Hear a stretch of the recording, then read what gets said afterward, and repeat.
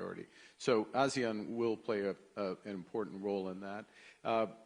As well, we will pursue a series of bilateral FTAs, and as it happens, again, with the Philippines, we decided today that we would accelerate. Both we would pursue a free trade agreement, but on an accelerated basis between Canada and the Philippines. We have a free trade agreement with the EU. We have one.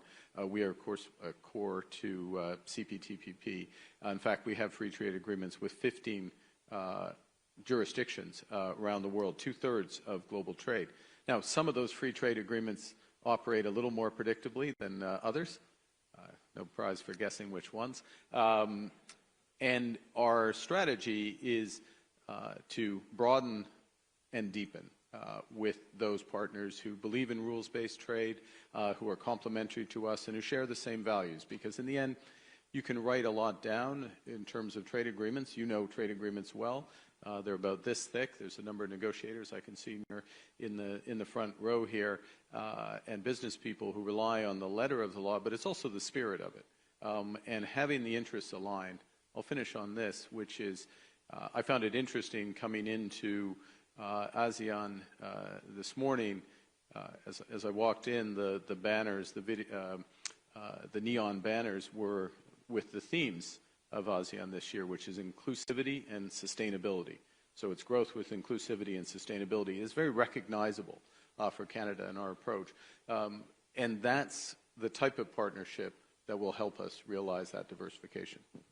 And what is it Canada's going to bring to ASEAN?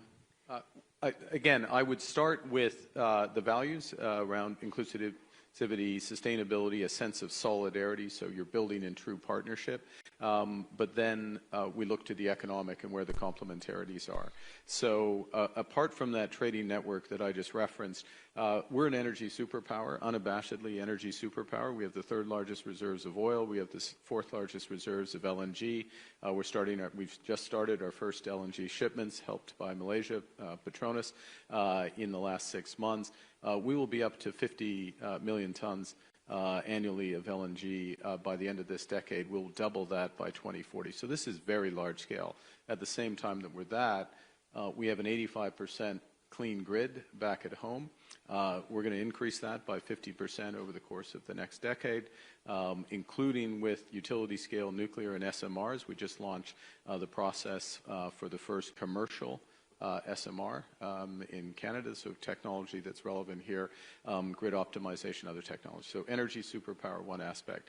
You move up the chain, we are have one of the largest reserves of critical minerals. We are the largest center of mining finance in the world. So we have the resources, we have the mining finance, and we have the standards around sustainable development. It's a natural partnership with many of the countries in ASEAN who have their own reserves and their own potential.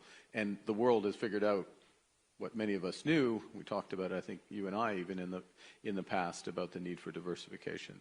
You extend that up or on into positions in AI and quantum and cyber, which are world leading, twinned with our research universities, and layer onto that in a moment of catch-up, we are quadrupling our defense spending between now and the end of this decade. Much of that will be in areas of I just listed in AI and cyber. Again, natural partnerships that work with the digital economies that are being built out here. I could go on. I will go on. I'm conscious you probably have other questions, but there's quite a range. The point is there's quite a range of hard and soft expertise and financial expertise. I'll list one final one, which is that our pension funds are amongst the largest and most sophisticated infrastructure investors in the world, and they have initial partnerships in the region, but alongside the sovereign wealth capabilities in the region, we see opportunity that's there, all of which, maybe make one final point if I could, which is that's all outbound, if you will. It's Canada potentially exporting partnerships into ASEAN, investing here. The flip side is the opportunity in Canada, and one of the lessons we take from the big change in the world that's happened over the course of the last few years, intensified in the last year, is that we need to build at home, and we need to build at scale at home. And the orders of magnitude are, in the $500 billion up of investment domestically in Canada in many of the areas that I think would many of the investors and businesses here would find attractive. Fantastic. So energy, nuclear modular reactors, defense, investment, lots on offer for ASEAN. Just picking up on your last point about investing at home, folks here in ASEAN have been speaking over the last day and a half about the need to reduce barriers within ASEAN, to improve trade within ASEAN. In the European Union, Draghi letter, etc., have talked a lot about reducing barriers within the European Union, and you've spoken quite a lot about the need to do this in Canada, so that there's less barriers between the provinces. What makes that hard? Like, what are the things you need to do to make that happen? And how could, because I think both in Europe and in ASEAN, countries need to learn this, but... Well, and let's put this in context. The worst case global trade war scenario, many of which various organizations were running earlier this year, the IMF and others, we calculated, well, others calculated for us, that just reducing domestic barriers in Canada alone would have a bigger economic payback than would be taken away by the worst case scenario. So that's just reduction of barriers. I was, I don't think she'll mind me quoting this, well, I'll do it Chatham House rules side. I was a lead of a large international financial institution here in Kuala Lumpur may have said earlier today in a closed-door session that their calculations of removing the barriers within ASEAN, the main barriers, I think even on just goods trade, was about 4.5% of GDP. Of ASEAN GDP. Those are big, big numbers. So that's more than a percentage point of global GDP if you just do the multiplier on that. So these are large. Now, how do you do it? In Canada, we have done it at the federal level. That was one of the things we did within the first few weeks of getting into office, is we passed a law which removed all the federal barriers. Now we need to do the hard part, which is between the various provinces.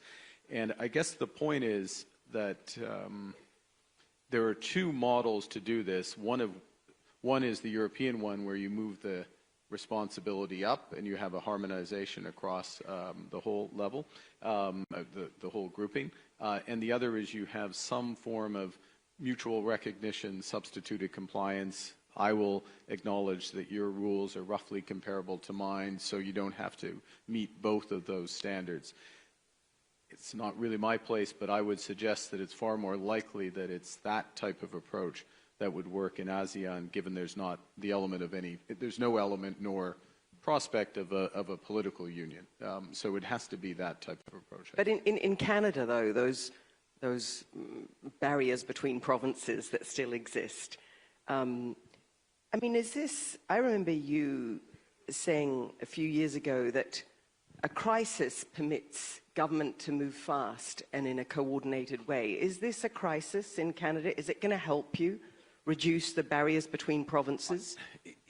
Yes, it's a crisis because it's a fundamental change in many of the operating, I was going to say assumptions, but the operating rules of the system. I mean, the reliance on the open global trading system, a reliance and an expectation of further integration, particularly in North America. I mean, that's not going to happen. That doesn't mean there isn't still going to be a fair bit of free trade in North America and cross-investment, but this sort of relentless process of greater integration has reversed. That's a big change. And when you have a big change like that and you had your economy oriented towards that, which ours was, some of your strengths become vulnerabilities, and you have to do big things. And so one of the lessons, we've talked about this, many in the room have lived it. I've certainly, by luck, I would like to say, not because of cause. I didn't cause the crises I've been in. But my experience of being in them is, in a crisis, you have to You have to be bold. You have to act big. Uncertainty weighs down activity, and unless you're leading from the center, whether you're a central bank with respect to supporting financial institutions or monetary policy, or you're a government in terms of charting a new course, you need to be bold. And that's why we're looking for scale in terms of diversification of our exports. That's why our budget, which is coming out in 2 weeks' time, is going to have what we call generational investment in Canada on an order of magnitude that really changes the scale of the economy, the ambition of the economy. Of course, it will also, just by its very fact, provide GDP and growth and jobs for Canadians. But as important as that is, more important is going to be a reorientation of the country, and very much an outward-looking orientation that I think is very complementary to ASEAN. One of the really hard things for the countries in this region is that although, in theory, they would be able to negotiate, for example, with the United States much more strongly if they held together, the new US approach is very much, we'll only negotiate with countries one by one. How can countries in the rest of the world who want to diversify and sustain cooperation, how can they balance the need to line up and do one-by-one deals with the US administration with the need to actually forge relations in their own region with other regions? I mean, it feels like, you know, you've been a bit of an example for European leaders in how to do that, how to sit calmly and negotiate in the White House, but at the same time, you're here, you're pursuing those other kinds of deals. But I just wondered, what's your observation on this for countries in ASEAN who are being pushed to do the one-to-one deal, but who actually need to think about their other trade partners? Well, I think there's a couple of things, and with respect to the European Union, of course, President Costa is here as well, also participated as a partner of ASEAN in the meetings this morning and through tomorrow. And that'll bring me to a point I'll make in a second. I think a few general points about the situation with respect to the United States. The United States has a new trade policy. It applies to every country, every jurisdiction in the world. We understand that and we respect that. It is a major shift, and the way we're framing it is it's a rupture, not a transition. This is a very big change, almost overnight, and therefore it's difficult to deal with. It can be difficult to deal with, but everybody's dealing with it. That's the first. The second is, if your economy is highly integrated, or certain sectors are highly integrated with the United States, revealed preference, to use a fancy term, is that you will pay a price to keeping access to that market, either in the form of tariffs, changes to some domestic policies, commitments for investment. Different countries have done various versions of that. What you should try to avoid doing, though, is tying your hands about what you can do with other jurisdictions.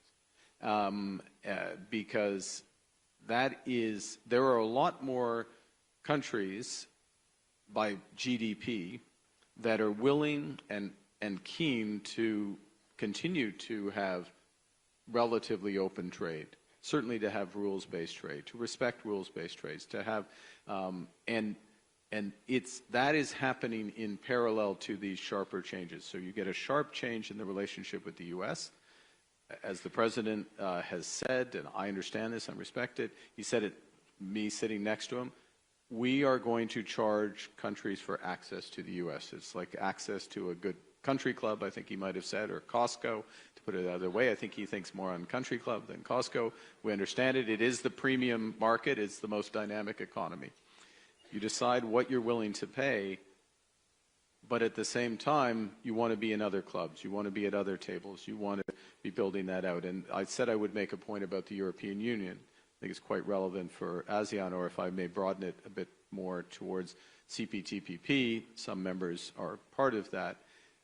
These are two large trading blocs with not identical, but complementary approaches to trade. And there is an opportunity. It's a point I've made. It's a point some others in CPTPP have made. There is a possibility of of bringing those closer together, having at a minimum a docking between the two blocks or broader arrangements that there, and that's how you start to rebuild a broader global trading system. You're approaching more than a third of global trade there, potentially 40%, depending on how you do it. Provided you have you've retained that flexibility in order to do that. And as things stand right now, most countries have.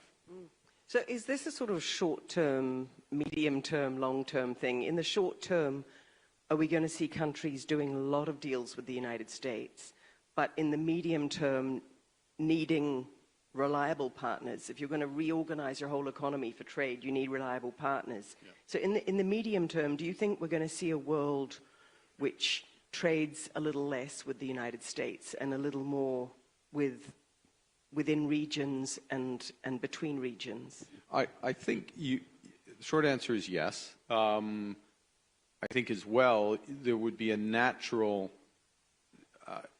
It's at a minimum it's an acceleration of a trend that the weight of economic activity and dynamism would drive as well.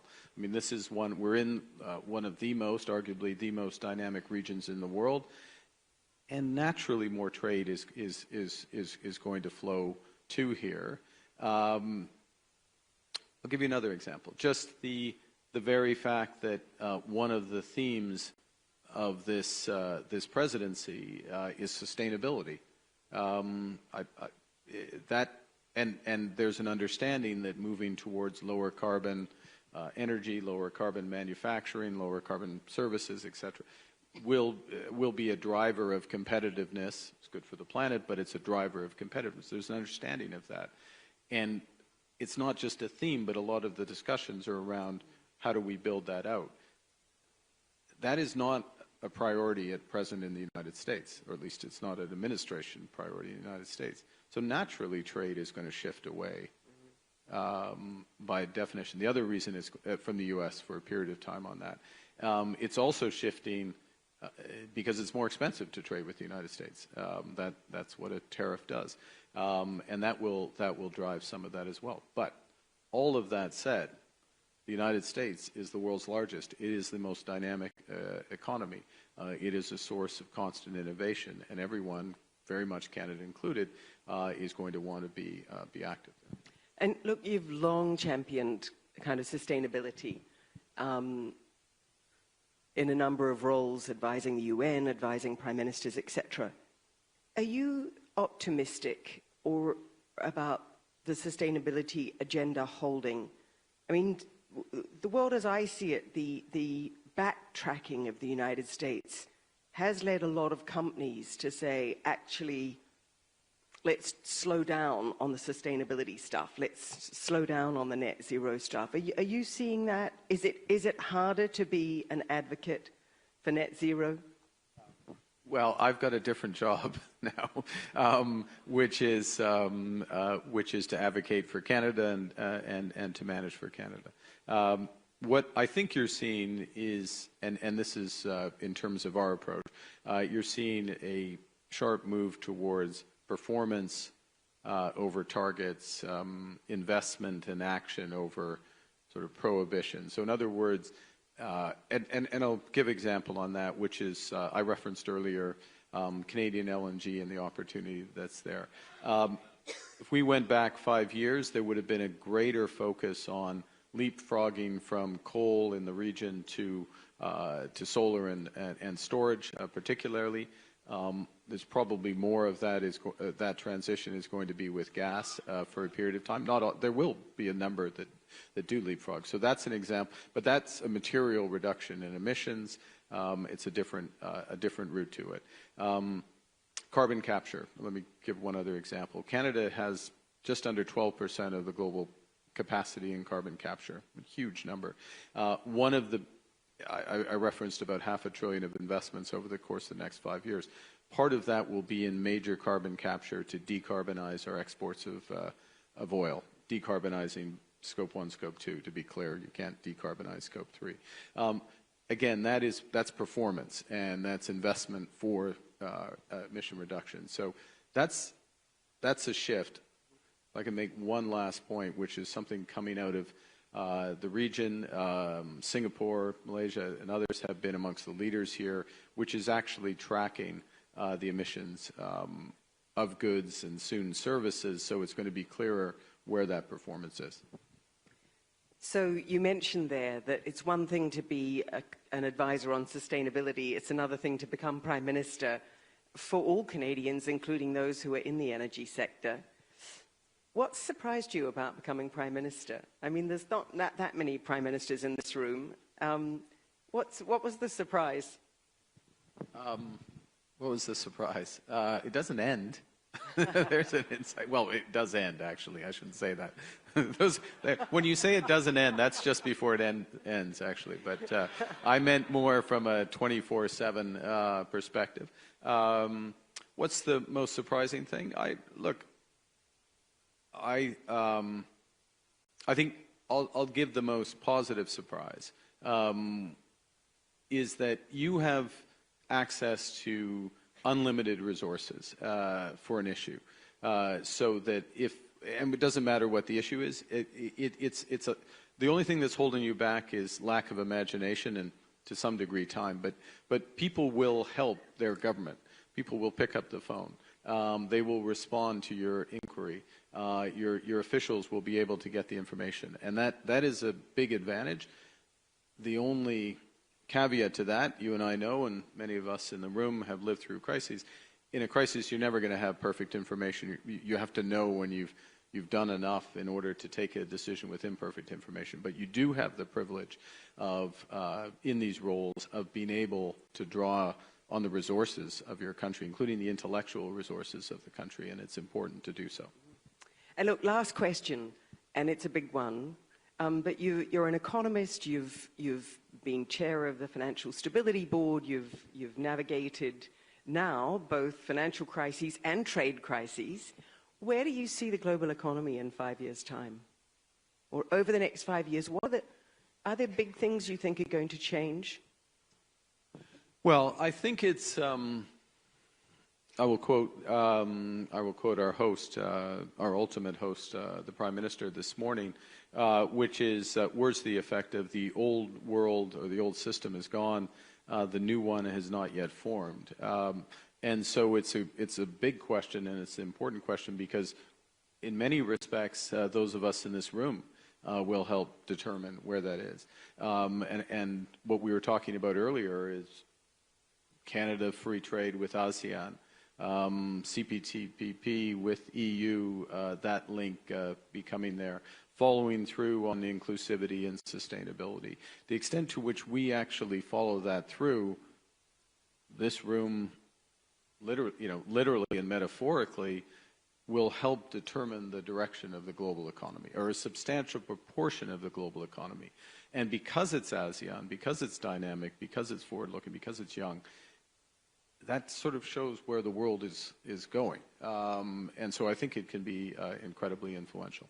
And we're out of time. Thank you, Prime Minister Mark Carney. Do join me in a huge round of thanks for Mark Carney, Prime Minister of Canada.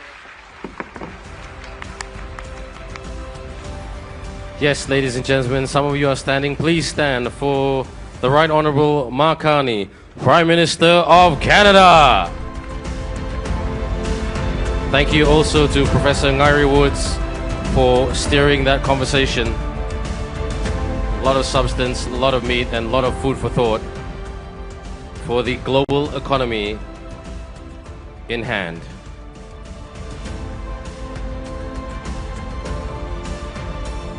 Whenever you feel comfortable, everyone, please kindly take your seats.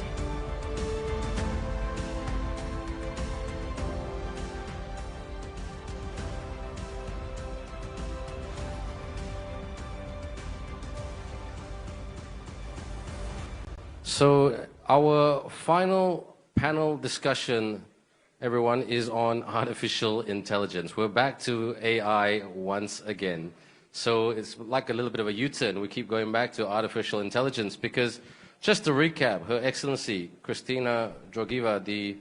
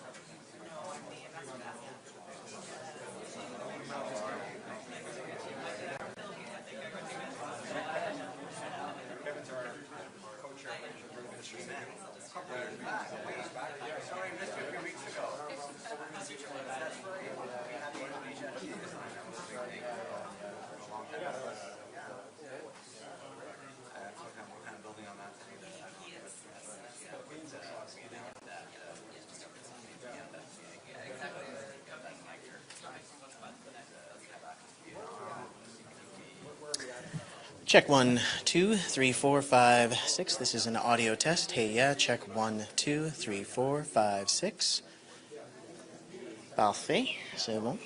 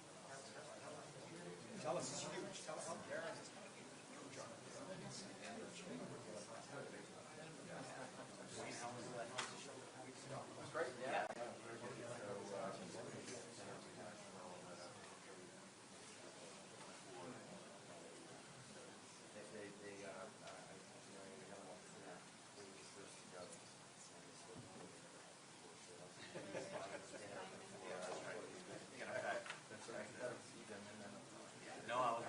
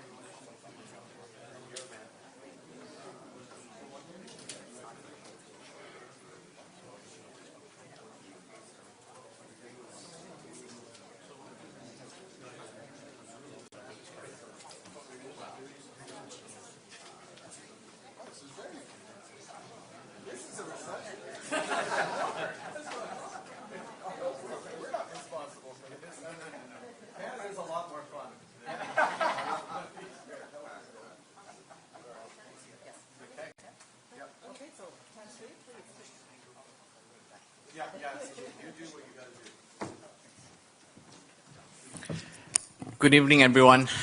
Prime Minister, ladies and gentlemen, firstly, let me, on behalf of ASEAN Business Advisory Council, welcome all of you to KL, and thank you, Prime Minister, for leading such a high-quality bunch of leaders, business leaders from Canada.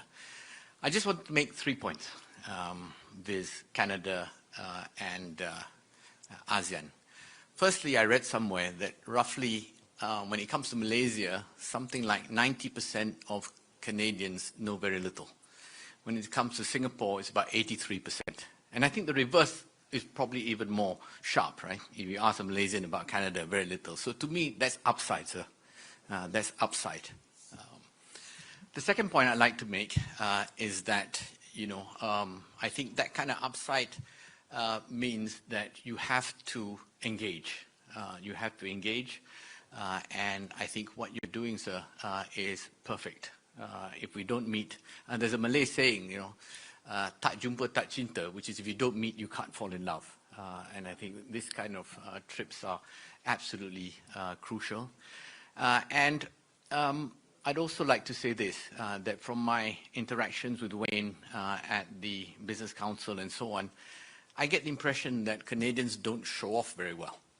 Yeah, and I think you really need to come out there and be able to boast about your business, a bit like your neighbors. Your neighbors do it very well, probably overdo it, but somewhere in between, hopefully. And, I think the prospects for business between the region are good.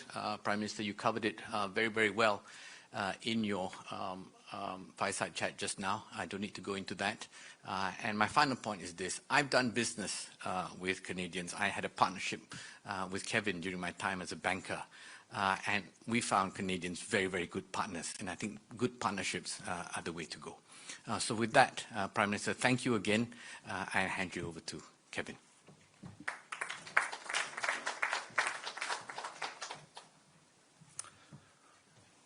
Well, first, thank you, Prime Minister Carney, for coming today. And those of us who saw your fireside chat earlier, I think were impressed by the clarity of what you're trying to do and the clarity of your vision for Canada.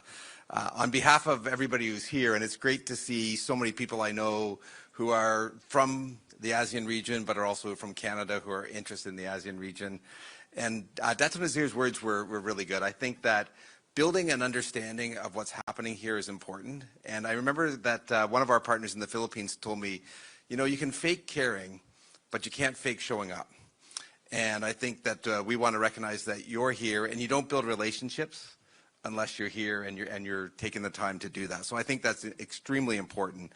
And I do see, and our history at Sun Life goes back 130 years in the ASEAN region. We've been 130 years in the Philippines. We're the #1 insurance company in the Philippines and the #2 asset management firm there. And we did that by being here and understanding and building relationships. And these types of events where we can bring business leaders from Canada and business leaders from the ASEAN region together are extremely important. And I think the ability for us to create trade relationships where they're based on trade rules and the rule of law that you spoke about earlier, Prime Minister, I think is really important. And there's so much opportunity in the ASEAN region, fast-growing economy, 600 million people, that we can equally work together on things like infrastructure, investing, things like finding ways around energy and sustainable energy, and finding ways to do more together.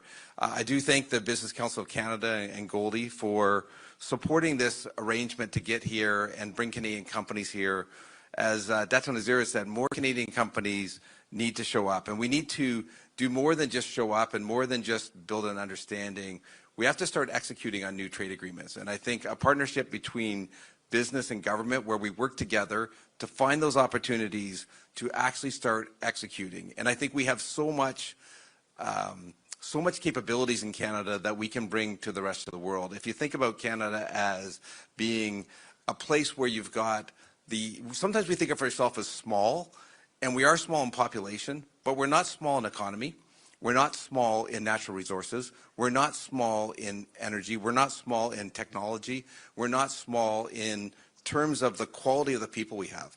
And I think we have to bring more of that Canada to the rest of the world. And I think the ASEAN countries is a great place for us to bring that and to focus and to facilitate. So thank you all for being here tonight. And I'm going to turn it over to Wayne for some comments.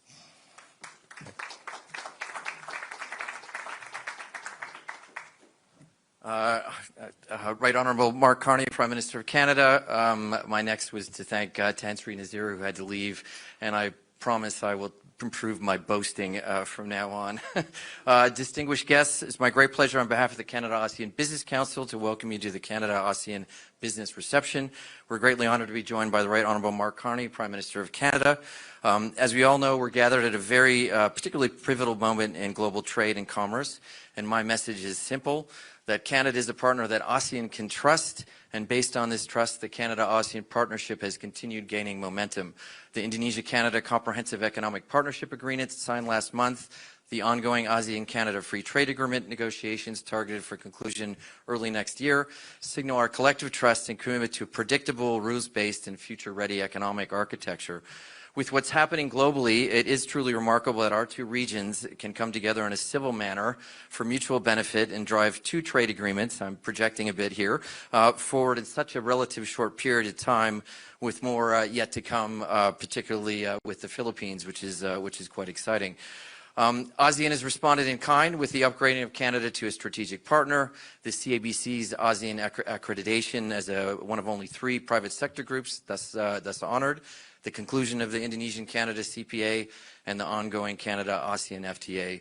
Growth in trade and investment has followed with a double-digit expansion for the past decade and record high two-way trade of USD approximately $24 billion in 2024. However, there is a long way yet to go, especially in energy security, food security, two-way capital flows, digital services, and innovation. With regards to capital flows, ASEAN capital flows, notably originating from Singapore, Indonesia, Thailand, and Malaysia, have begun making several major investments in the past several years in Canada's forestry, mining, port infrastructure, institutional real estate, agri-food processing, energy, and technology sectors.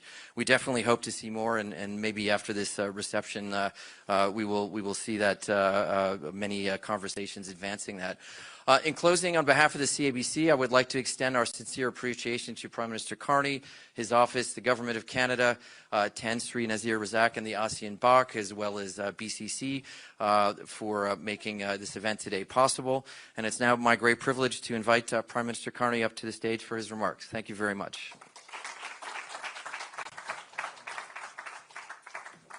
All right. Thank you very much, Wayne. So my big takeaway is to show up. So I'll keep showing up, and I thank you all for showing up, and I want to make it worth your while, and I'll just highlight a couple of points. Some of you did have to sit through my fireside chat, but let me just hit a few things there. I think the first is just to get across the scale of ambition in Canada right now. We intend over the course. Hi, Ken. The course of food security, we mentioned food security. Ken's Sites is your one-stop shop for food security with Nutrien globally, and that's actually not an exaggeration. It happens to be true. There you go. First boast of the evening. Secondly,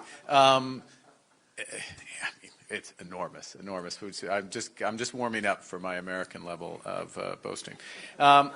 We are going to double our non-U.S. exports over the course of the next 10 years. We think we can do it in a much shorter period of time. That's $300 billion of additional exports.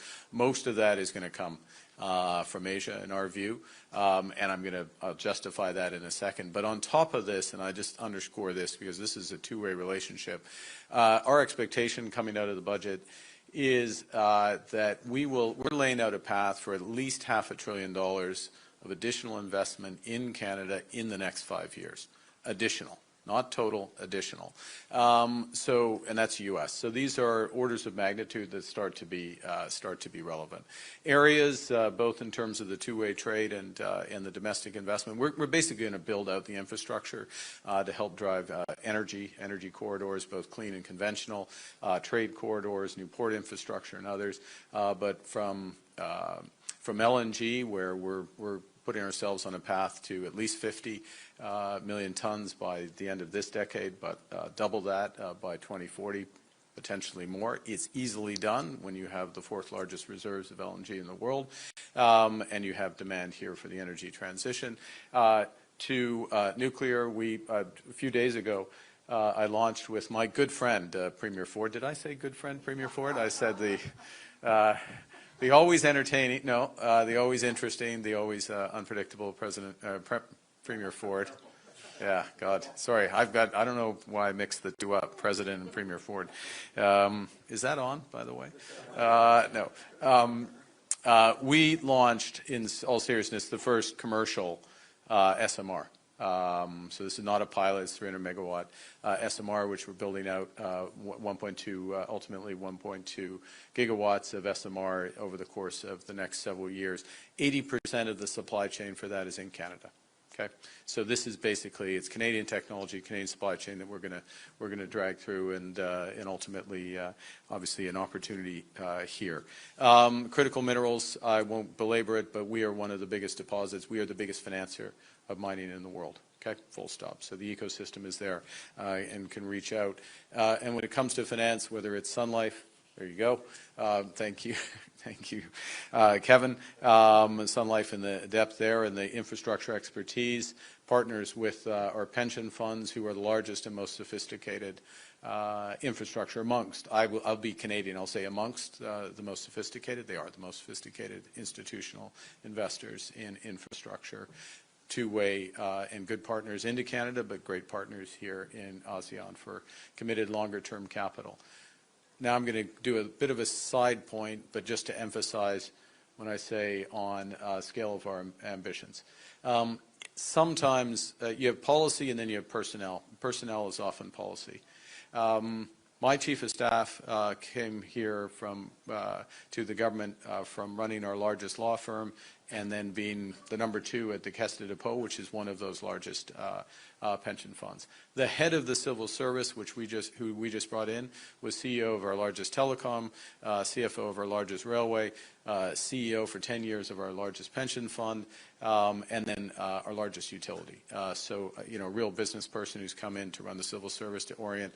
That way, my Minister of Natural Resources, 30 years on Wall Street, Bay Street, financing infrastructure. Our Minister of International Trade, Manny Sidhu. I can't say 30 years because you are older than 30, right, Manny? But you are, no. Trade lawyer expertise prior to stepping up and running and serving the people of Canada. Our special envoy, Ian McKay, out of Tokyo, deep business experience, including surviving 9 years working with Howard Lutnick. This guy is tough. This guy is tough, I can assure you. And I have some background in the private sector. We know how business works. We've worked in and around it. We know how to structure finance. We know how to move quickly. And we will do all of those things to help deliver on the scale. It was referenced, Wayne, thank you for referencing it. The Indonesia free trade agreement was done quite quickly. We pushed it over when we came into government. We've just announced that intention to finish the ASEAN free trade agreement, which has been carefully negotiated for 4 years, which is going to be completed next year.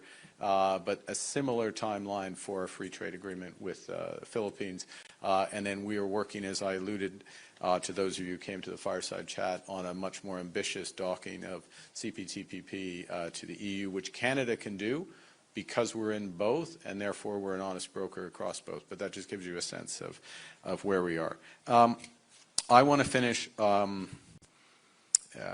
You want me to finish, and I will finish. I want to finish back in on the reliable partner and values, because as I said on the stage, you need a partner who respects the letter of agreements. We are that partner, but also the spirit of agreements and the values underneath those agreements. And we do believe in rules-based law. We believe in the values of sustainability, inclusivity, solidarity, partnership. But I am going to quote, and I tested our ambassador to ASEAN earlier, and she's going to sing along, the words from the ASEAN anthem, which I know you all know, but just in case I didn't actually this morning. But two of the key lines that stuck with me is that in ASEAN, we dare to dream and we care to share. And so Canada dares to dream big. We have laid out, we're laying out $1 trillion of investment opportunities over the course of the next decade, U.S. And we dare to care. Sustainability, inclusivity, and in partnership. The ASEAN anthem, everyone after me. Later on, there'll be after this reception, there'll be a short karaoke where we'll have a chance to sing it together. But thank you for being here, and we look forward to the partnership and to showing up.